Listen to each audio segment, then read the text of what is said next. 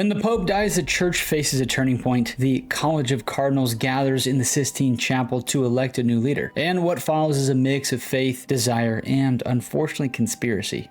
Now, this isn't just politics, it's a battle for the soul of the Catholic Church. The candidates represent clashing ideologies. Cardinal Benelli is a progressive from America, wants to move the church forward in the spirit of the last pope. And well, Cardinal Adeyemi of Nigeria stands firm as a staunch conservative, vowing to protect tradition. Cardinal Tremblay, on the other hand, is a Canadian moderate, is seen as the compromise between the crazies. And then there's Cardinal Tedesco. He is from Italy, and he's a very fierce traditionalist who rejects the church's entire modern direction. At the center of it all is Cardinal Lawrence. He is a British dean of college trying to hold the process together while grappling with his own motives. From the outset, this conclave is anything but holy, at least that's what we see. Whispers of corruption riddle through the Vatican halls.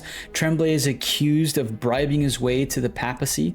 I would like you to withdraw your name from the next ballot. I know there was some kind of report into your activities. I know the Holy Father raised the matter with you hours before he died and that he dismissed you from all your posts. And Adeyemi's past catches up to him when a nun reveals that they had a secret relationship decades ago that resulted in a child given up for adoption.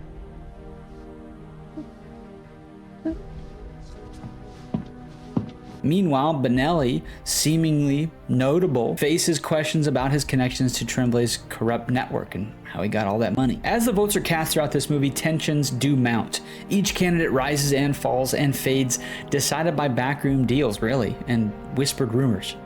The intrigue deepens with the arrival of Vincent Benitez, a wild card from Kabul and many other places, and secretly named a cardinal by the late Pope right before his death. When a terrorist attack strikes Rome, the stakes become terrifyingly real. A suicide bomber targets the Vatican, killing dozens and leaving the Sistine Chapel in ruins. We don't actually feel that in the movie, we just hear talk of it. We do see a window explode, but the tragedy shocks the conclave and gives Tedesco a platform to push his agenda of war and vengeance, more vengeance than war. But Benitez, drawing from his experiences in global conflict, counters with a passionate plea for peace. Very nice at the time. He argues that the church must rise above the hatred and embody love, even in the face of violence. It was great because that moment in the movie shifted everything. All the cardinals, inspired by Benitez's conviction, rallied behind him. And on the 7th vote, he is elected Pope Innocent. His acceptance feels like a divine intervention, a beacon of hope in that fractured church. But the story doesn't end there.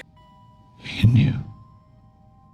Cardinal Lawrence uncovers a secret that could shake the church to its core, and being that it's 2024, we should have seen it coming. Benitez is actually a hermaphrodite, a fact discovered during a medical visit for a hysterectomy found by the late Pope. This revelation forces Lawrence into a moral dilemma. Should he expose the truth and risk the church's stability, or trust that Benitez and his election was guided by divinity? Right? In a moment of profound faith, Lawrence chooses to keep the secret. Standing in the shadow of St. Belisca, he listens to the crowd cheering for their new pope and reflects on the complexities of the church and its leaders, I guess. Lot to deal with. What I loved is this movie isn't just about a papal election. It really is about the meditation on power, the morality, the identity that the church has, and it really reflects the personal struggles that lay bare for ambition and other things to creep in and affect our desires. The conclave easily becomes a mirror for the audience, asking us to consider what leadership truly means and whether faith can withstand the weight of humanity's flaws. I think it can. I do have faith in that. Now, by far, the brilliance of this movie lies in the layers. It's a political thriller, sure. A character study, absolutely. And a psychological exploration, yeah. The cinematography captures the grandeur of the Vatican, contrasting it to the deeply personal struggles of the cardinals. The performances are nuanced, with every single glance and whisper adding to that tension, let me tell you. Ultimately, A Conclave of Secrets and Chaos isn't about the election itself. It's about what it reveals.